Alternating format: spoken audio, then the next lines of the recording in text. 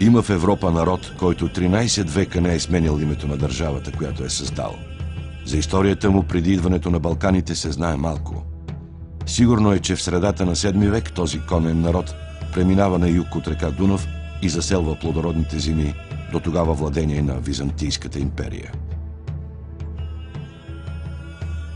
Този народ изгражда грандиозни крепости и векове наред защитава каменните си градове от нашественици от далечни земи.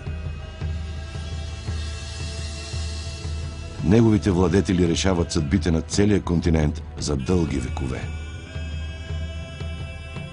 Във времената на своя възход този народ строи разкошни църкви, създава ювелирна християнска живопис и дава на света и славяните своята писмена култура. Този народ носи името българи.